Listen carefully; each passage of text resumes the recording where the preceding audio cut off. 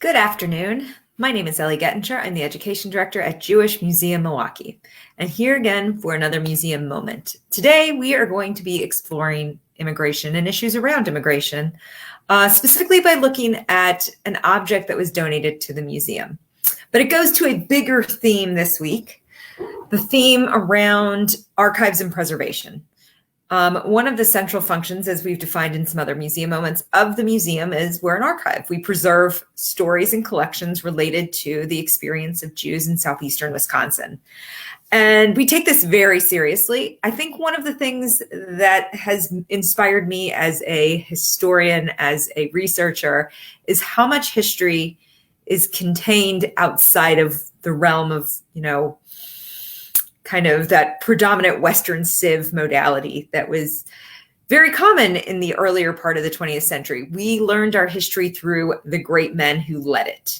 And this week, both through our conversation starter with Vince Trippi and through this series of museum moments, we really want to explore the stories that are maybe lesser known, the stories of people that wouldn't be saved and preserved if we didn't have archives at work.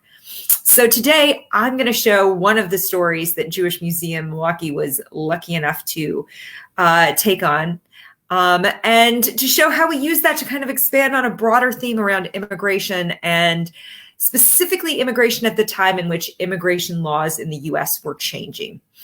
So we're talking about the 1920s. So without further ado, as I always seem to find myself saying, I'm going to introduce to you Miss Hana Gutman and her trunk.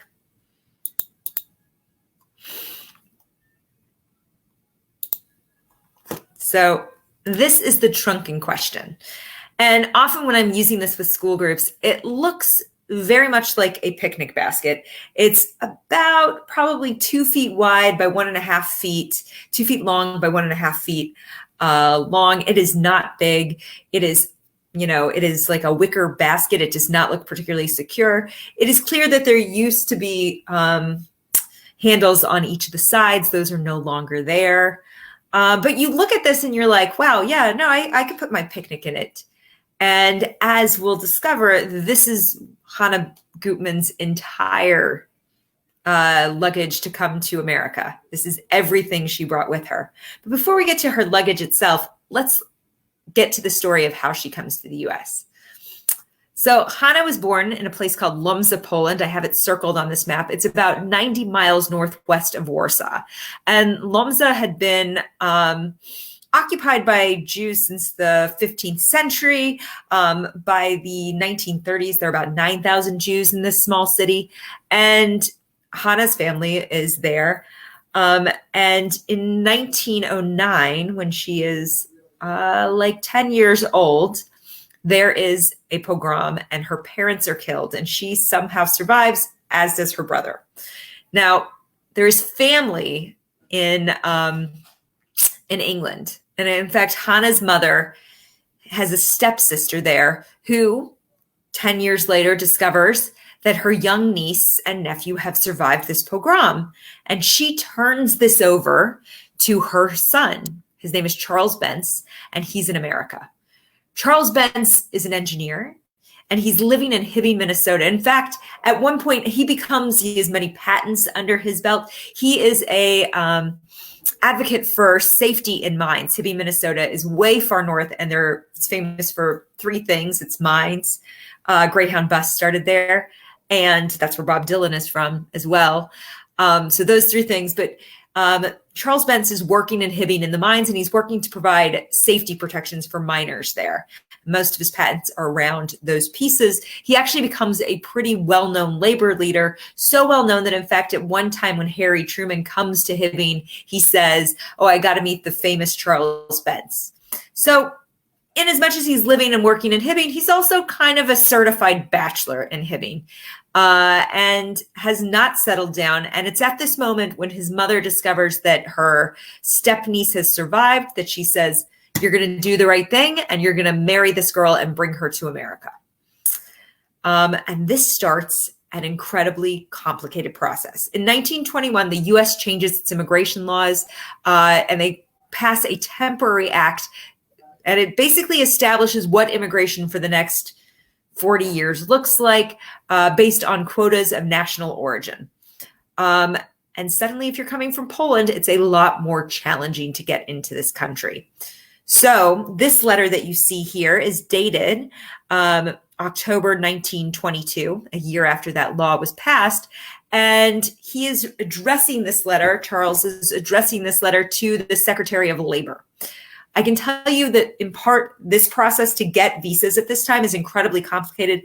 Everything has to be done in triplicate. The Secretary of Labor would oversee the overall piece of immigration. I think it's one of the really fascinating things about U.S. immigration history is where does immigration sit in the U.S. government? Initially, as defined, immigration comes under the auspices of the Treasury Department. Then the Labor and Commerce Department spins off from Treasury and it sits there. So, if you think about it, labor and immigration, that means that maybe you're bringing in a workforce. In the 1930s, as they establish INS and all of these other pieces, it moves into the Department of Justice. And it stays there for many, many, many years until 2001, when it moves to the Department of Homeland Security and becomes ICE and all the things that we know of it today. But I think there is this real sense of perception of immigration based on where how the U.S. government is addressing it, what department they're putting it in. He writes in this letter, I did all that was in order to save Miss Hana Gutman worry and trouble. So I received a letter a few days ago from Miss Hana Gutman of Łomża, Poland, informing me that the American consul in Warsaw, Poland, will not visa her pass. So will you gentlemen please let me know what I can do in this case. Now, she's waiting in Poland. And this is where just how long this communication, we live in this world where it's immediate communication. I can message my colleague in Tel Aviv and find out, 5 minutes later, as long as we're in the right time zones at the right time, that yes, no, maybe so, this is going to happen. And he is waiting weeks to find out what is happening. And then she is waiting even longer to find out what is happening. This is a month-by-month process that is long and labor intensive. We know that the consul finally issues a pass on December 1st. So that was October. This is December. And if you look at the very top there, you can see that on May 25th, that's when she actually has a pass from Danzig, Germany. And this is the front of her passport. It's a pretty, it's beaten up, but it still gives us so much information. So there's a 5-month wait again here. You're going from October of 1922 to May of 1923. In between there, he sends a letter to the Cunard Line, he has bought this ticket from, and says that actually this story starts in July of 1922 when he purchases this ticket, and it's a third-class ticket from Warsaw to Hibbing, Minnesota. Hard to imagine that ticket today. And he just wants to know, when is the ticket going to be issued? Interestingly here, he mentions the quota. He says, I was also assured by the State Department of the United States that she would be included in the last quota, providing the American consul at Warsaw issued her proper passports. For some reason unknown to me, she was not permitted to leave in the last quota. Subsequently, I was advised by the United States Immigration Office that a passport was issued to her on November the 13th.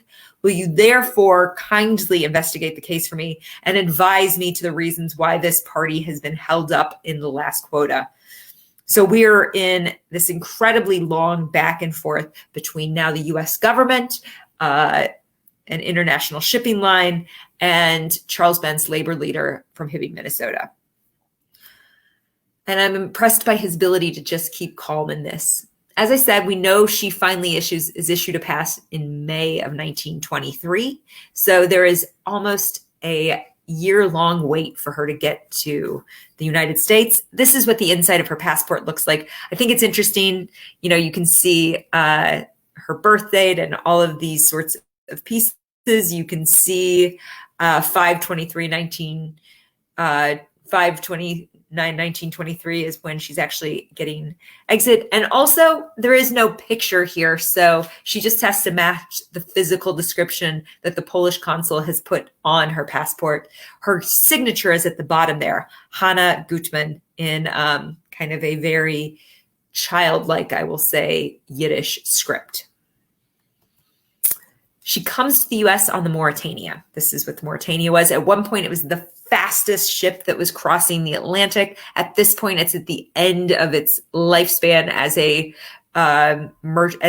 commercial ship, as a ship for passengers. She has a third-class ticket, which means she's going to be inspected in Ellis Island upon her arrival.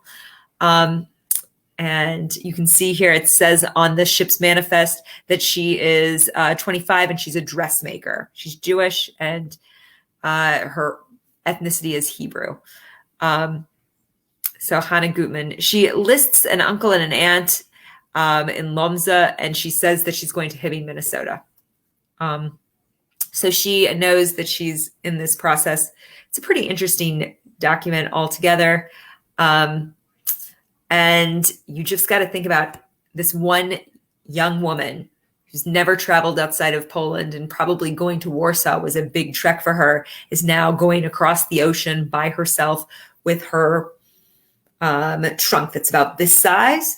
I've been traveling for the last month, and I can say my trunk was definitely way bigger than this size. And everything she brings to this country comes in that trunk. Charles meets her at the station in New York after she goes through Ellis Island and inspection. And then they go back to Hibbing, and they have an immediate challenge. This is her inspection card. You can see it's on the Mauritania. She came from Danzig. All of those sorts of things. It says her name.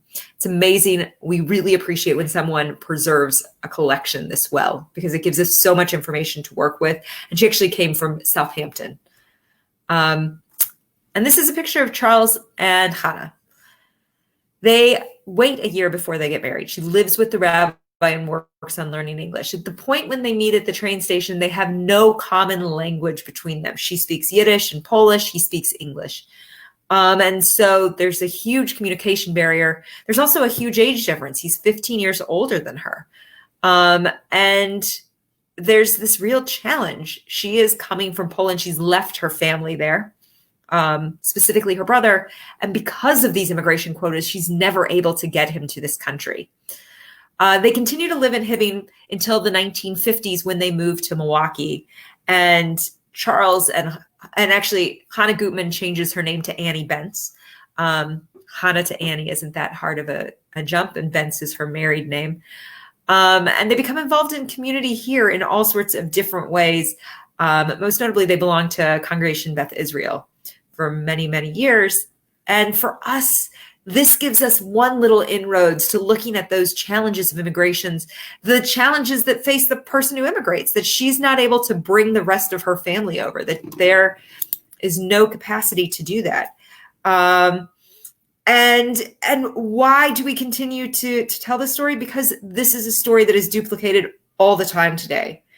And the paperwork, that frustration, those elements, there is nothing about that isn't contemporary as well. The only thing that you can say is that he at least had a pathway for her to get here and a pathway to citizenship for her.